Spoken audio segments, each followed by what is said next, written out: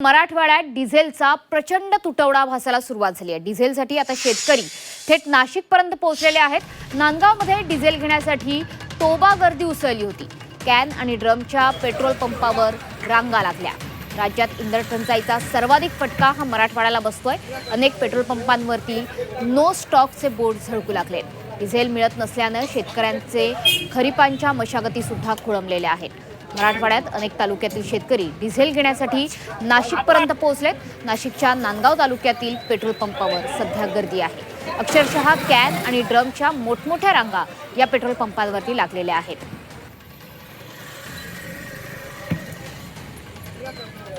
मी वैजापूर तालुका चिकडगाव येथून आलोय। इथे डिझेलसाठी आलोय 40 किलोमीटर इथून। तर आमच्या जे शेतीला मशागतीसाठी जे डिझेल लागतंय ते डिझेल आम्हाला पुरत नाही आणि आमच्या ज्या लोणी असेल, पारळा असेल, खंडाळ्या असेल तिथं आम्हाला ब्लॅक नाही देत आहे।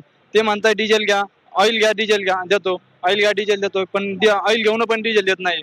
आमच्यावर आजचे दिन आले। समजा शेतीला मशागती करण्यासाठी आजचे दिन आले, त्यामुळे आम्ही आता इथं 40 किलोमीटर इथे येऊन डिझेल घेतोय। वैजापूर तालुक्यातून आलो चिकडगाववरनं।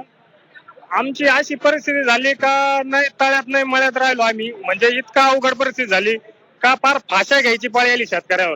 खरं सांगायचं म्हणजे या सरकारनं आमचं पार वाटोळं केलंय। कांद्याला भाव नाही राहिला, नाही गव्हाला भाव, नाही कापसाला भाव, आणि आता पुन्हा दुसरी मशागत करायची तर डिझेलचा प्रॉब्लेम आला पुन्हा। म्हणजे शेतकऱ्यावर सगळं संकटच आहे। एक बी असं म्हणजे सुईवार कोणचंच काम नाही शेतकऱ्याचं चालू। खताचे बाजार वाढले, म्हणजे एक शेतकरी म्हणजे सगळंच असं म्हणजे आम्ही सकाळी 7 वाजेपासून इथे यायली, अजून जेवलेलो सुद्धा नाही। म्हणजे इतकी बिकट परिस्थिती व्हायली आमची।